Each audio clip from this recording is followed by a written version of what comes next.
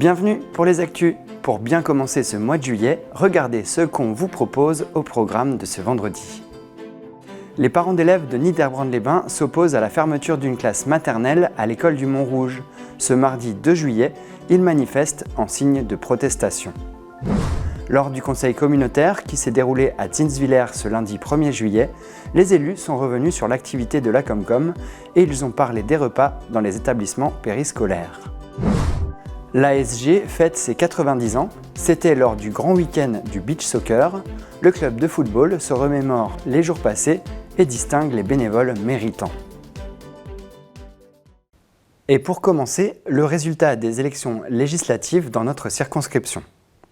Avec 51,44% des voix, Théo Bernhardt du Rassemblement national l'emporte face à Stéphanie Cochert, qui obtient donc 48,56%. Dans le Bas-Rhin, la participation pour ce second tour s'élève à 68%. Le député Théo Bernhardt est le seul député d'extrême droite d'Alsace. Il siégera à l'Assemblée nationale pour la 17e législature qui débutera le jeudi 18 juillet 2024. Dans de précédentes actus, nous avons parlé des prévisions de fermeture de classe à Mertzwiller. Eh bien, à Niederbronn-les-Bains, il y a aussi une fermeture logique en primaire, mais celle de la maternelle fait débat. Les parents mènent une action coup de poing. La fermeture avait été annoncée en février pour un manque d'effectifs. Mais depuis, à l'école du Mont-Rouge de Niederbronn, des inscriptions sont venues augmenter significativement le nombre d'élèves l'an prochain. Pour les parents et les élus, cette fermeture n'est plus justifiée. Ce mardi matin, le 2 juillet, ils étaient devant l'établissement pour manifester leur colère. On est là pour lutter contre la fermeture d'une classe, donc en septembre, donc ce qui ferait qu'on serait 34 voire 33 élèves par classe, sachant qu'on accueillera des enfants en situation de handicap. Donc du coup, les conditions seront vraiment inimaginables pour les enseignants et l'ATSEM, quoi. 5 enfants exactement qui nécessitent des accompagnants d'élèves en situation de handicap AESH et qui portent le nombre total d'élèves à 67. Chaque petit aura moins d'1 mètre carré d'espace dans les classes.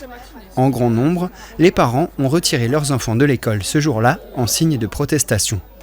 Suite à notre manifestation, on va écrire un courrier au rectorat ce soir pour justement exprimer notre mécontentement et puis essayer de sauver la classe. La pétition lancée en ligne a recueilli près de 400 signatures. Contactée, l'Académie de Strasbourg n'a pas encore répondu à notre demande au moment de la diffusion.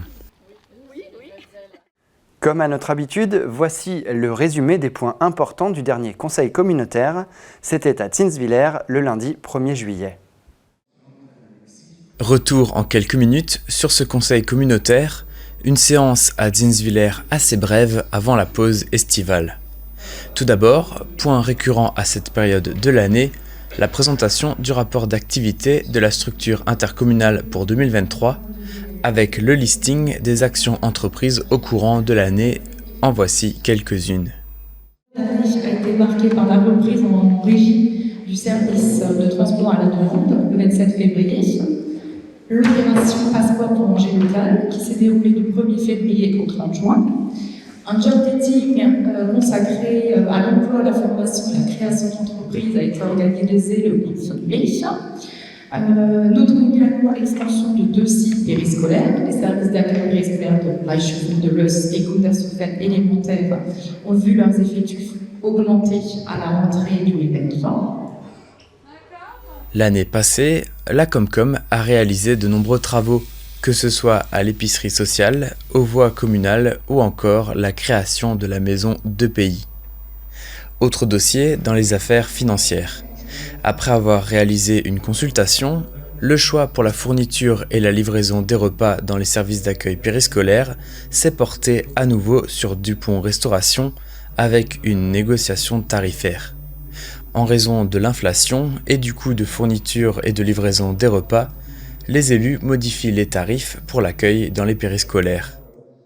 Là, le principe qui nous est proposé ce soir, c'est d'appliquer la moitié d'augmentation tarifaire donc 45 centimes donc sur les repas donc pour les familles, sachant, je précise que c'est un geste fort quand même de la collectivité, que les 45 autres centimes d'augmentation, puisqu'il y en a 98 total, seront pris en charge par la collectivité si vous suivez la délibération. Le prix du repas passe ainsi de 5 € à 5,45 €. Et pour se conformer aux nouveaux tarifs, la communauté de communes modifie le règlement de fonctionnement.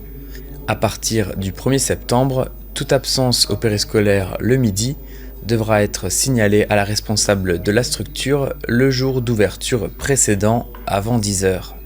Pour faire simple, par exemple, pour une absence le mardi midi, il faudra le signaler avant le lundi 10 h. Et pour le soir, il faudra prévenir au plus tard le jour même avant midi. L'ASG a 90 ans. Que de joueurs et de matchs se sont succédés au fil des années, autant de souvenirs mémorables évoqués lors de la cérémonie organisée par le club. Au mois de juin, les festivités de l'AS Gundershofen avec le beach soccer et la beach party sont connues des habitants du territoire. Cette année, le club de foot complétait la fête avec un événement particulier, les 90 ans de l'association sportive. Le dimanche 30 juin, regroupés sous la tonnelle à cause de la pluie, les musiciens de la batterie fanfare des barbares Schirlenhof démarrent les festivités.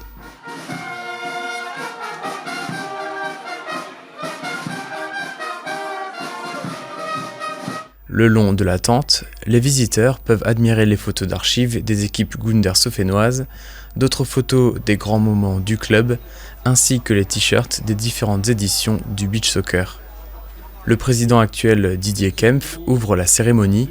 Il raconte des anecdotes en lien avec le club créé le 16 mars 1934.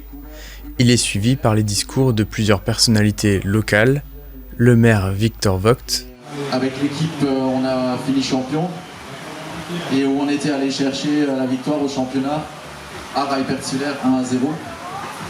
Et donc ça marque parce que dans notre tête, Reipertswiller, dans les environs à l'époque, c'était le gros club qui était concurrent de l'AS Gundershofen. Le président de la Comcom, Patrice Hilt, l'ancien député Frédéric Reiss est gardien de but pendant sa jeunesse au club. J'étais gardien de but quand je sautais avec la main, je n'arrivais pas à prendre. Mais aussi les membres du comité du district d'Alsace de football. Place aux distinctions, avec plusieurs diplômes d'honneur remis à Beck Bruno, Kempf Jérémy et Benjamin, Diebold Clément, Jung Thomas, Salom Jean-Luc, Denis Yannick et Salbert Eric. Ensuite, de nombreuses médailles de bronze, d'argent et d'or sont remises aux dirigeants, coachs et autres bénévoles du club. Pour finir, une plaquette d'argent pour Danny Ingweiler et Richard Martin et une plaquette de vermeil à Jean-Georges Rosenfelder. La cérémonie se termine avec une photo collective et un verre de l'amitié. Les sportifs de l'AS Gundershofen donnent déjà rendez-vous dans 10 ans pour le centenaire. Le MCN donnait un concert de fin d'année scolaire à l'espace Grappelli de Merzwiller le samedi 30 juin. Le public a pu écouter des instruments à vent, des chants et des percussions. Regardez ces images signées Jean-Marie Schaeffer de TVN.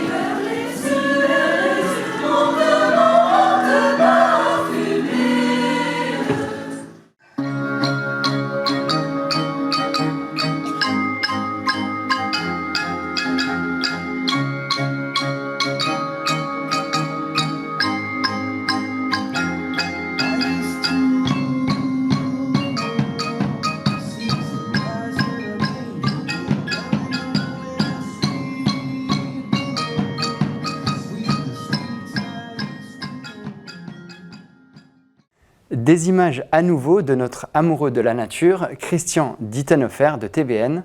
Il nous alerte cette fois sur les risques pour les faons à l'occasion des moissons.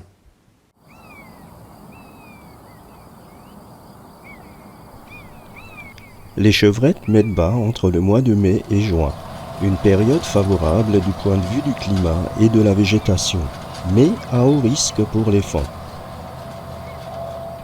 Voilà ce qui leur arrive à chaque printemps. Ils sont les petites victimes des engins agricoles.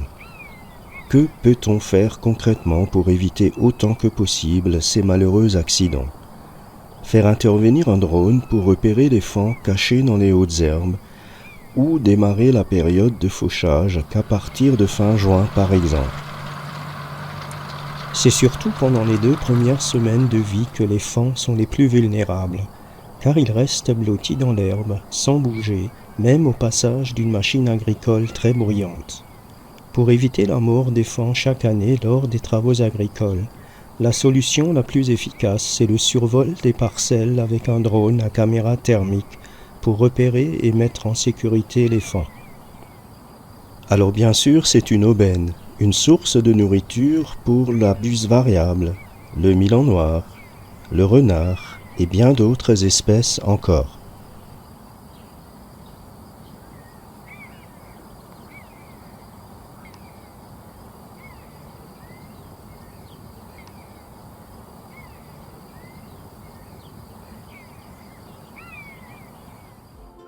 Merci d'avoir regardé ce journal, mais restez encore avec nous. Voici un nouvel épisode de notre chronique littéraire avec notre libraire préférée, Laura. Passez une bonne semaine avant les prochaines actus et d'ici là, portez-vous bien.